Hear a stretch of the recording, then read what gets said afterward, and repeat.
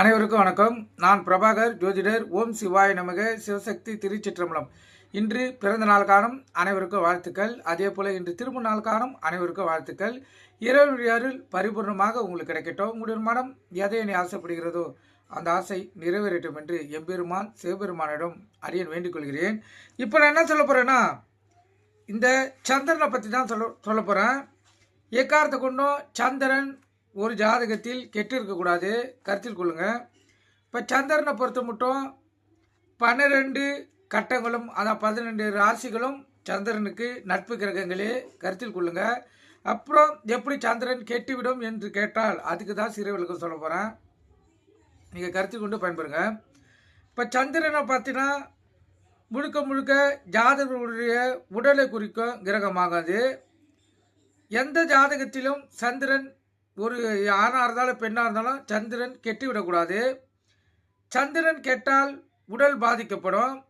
சந்திரன் கெட்டு விட்டது என்றால் சந்திர பகவான் பாவகிரகமான சனி வீட்டுக்கோ, இப்போ கும்பம் மகரம், செவ்வாய் வீட்டுக்கோ மேசம் போகக்கூடாது.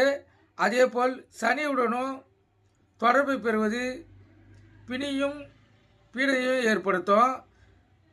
சந்திரனுடன் சனி தொடர்பு பெறுவது அந்த ஜாதகருக்கு பிரச்சனையாகவே இருக்கும். அதே போல் சந்திரனுடன் செவ்வாய் தொடர்பு பெறுவது விபத்து, ஆப்ரேஷன் இதுகளை ஏற்படுத்தும். இது முழுக்க முழுக்க சந்திரன் கெட்டு போகிறதுக்கு சனியும் செவ்வாயும் தான் காரணம், கருத்தில் கொள்ளுங்கள். இந்த 2 கிரகங்கள் சேரக்குள்ள சந்திரனுடன் இப்போ வளர்பிறை சந்திரன், இப்போ எடுத்துக்காட்டுக்கு சந்திரன் வந்து மகரத்தில் இருக்குது வச்சுங்க, சனி வந்து கடகத்தில் இருக்குது வச்சுங்க, கடகராசியில். இப்போ கடகராசி லக்னம்னு வச்சுங்க, லக்னத்தில் சனி அமர்ந்து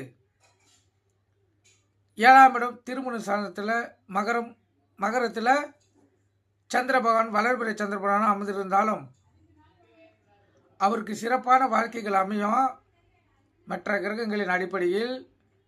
ஆனால் 40 வயது ஆனாலும் அவங்களுக்குள் பிரிவினையை ஏற்படுத்திவிடும். அதாவது 40 வருஷம் ஆனாலும் கணவன் மனைவிக்குள்ளே பிரிவினை ஏற்படுத்திவிடும். இப்போ கணவன் மனைவியும் சேர்ந்து வளராப்போல தான் தெரியும். ஆனால் வீட்டுக்குள்ளே அவங்க ஒற்றுமையாக இருக்க மாட்டாங்க, 2 பேர் பிரிஞ்சு தான் இருப்பாங்க. இந்த அமைப்பை சந்திரன் சனி கூட சேரக்குள்ளேயும் செவ்வாய் கூட தொடர்பு பெறக்கூடியும் ஏற்படுத்தி விடுவார். அது 40 வருஷம் கழிச்சாலும் செய்யும், இல்லை 20 வயசுலேயே செய்தாலும் செய்யும். இது சந்திரனுடைய பாதிப்பு, கருத்து கொண்டு பயன்பெறுங்க.